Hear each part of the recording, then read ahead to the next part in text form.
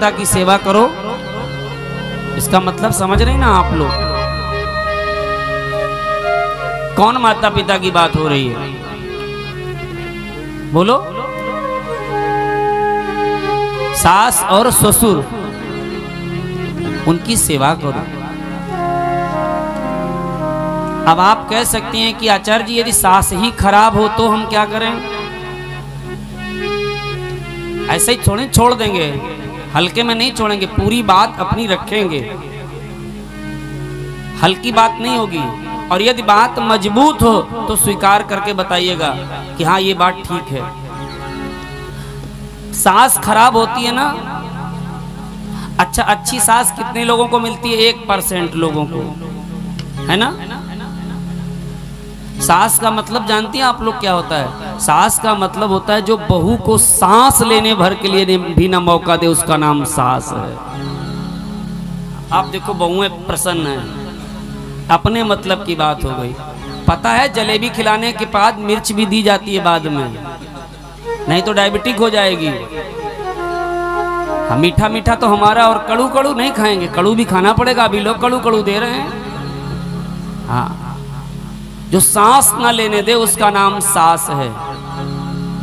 अच्छा सास खराब होती है? बोलो, सास खराब होती ना? 99.9% माताओं की ये शिकायत है कि हमारी सास खराब है ना। अच्छा तो एक बात हम भी कह रहे हैं, सास खराब है, आपकी सास खराब है ना, तो फिर एक बात मेरी प्रार्थना है कि फिर आप ये नहीं कह सकती हो कि हमारे मायके में हमारी भाभी खराब है। ये कहने का अधिकार तुम्हें कतई नहीं। सास खराब है तो तुम्हारी जो माँ है वो भी किसी की क्या है, तब वहां ये नियम नहीं लागू होगा। क्योंकि एक सवाल में एक ही सूत्र लागू होगा, एक समय में 2 सूत्र लग करके एक सवाल को हल नहीं किया जा सकता है। तब नहीं कह सकती हो कि मायके में भाभी खराब है। आपके घर में, आपकी ससुराल में तो सास खराब है और मायके में भाभी खराब है, ये कहां का सूत्र है भाई? और भाभी खराब है तो यदि तुम्हारी भाभी खराब है तो तुम भी किसी की भाभी हो, तो फिर भाभी ही खराब है, फिर सास खराब नहीं है।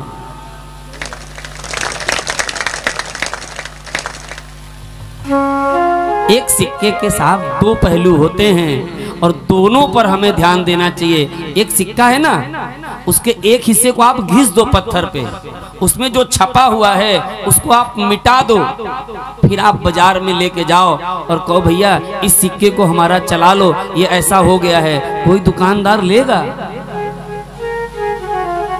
नहीं लेगा। वो कहेगा इस सिक्के का एक ही पहलू है, दूसरा पहलू नहीं होगा तो ये सिक्का। ऐसे ही और सुनो, यदि सास खराब होती है, जो बहुएं हैं उनसे मेरी विनम्र प्रार्थना है कि आज यदि आपको अपनी सास खराब लग रही है तो कल जो आने वाले जीवन में तुम्हारी बहू होगी ना, उसको भी अपनी सास खराब ही लगेगी, अच्छी नहीं लग सकती, उससे भी सास खराब ही लगेगी। अच्छा जी, ये जो पीढ़ी इस समय सास जो बनी है वर्तमान समय में, जितनी सासें हैं जो सास के पद पर हैं, सबसे ज्यादा दुखी यही सास है। क्यों? जब इनका विवाह 30 साल पहले हुआ था तब ठप्पा था सासें खराब होती हैं, है ना। 30 साल पहले जो बेटियां विवाह होती थी सोचती थी सास बड़ी खराब होती हैं, है ना। अब बेचारी वो फंस गई तो जैसे तैसे उन सास को किनारे लगाया, अब स्वयं सास बन गई, तो अब बहुओं का जमाना आ गया।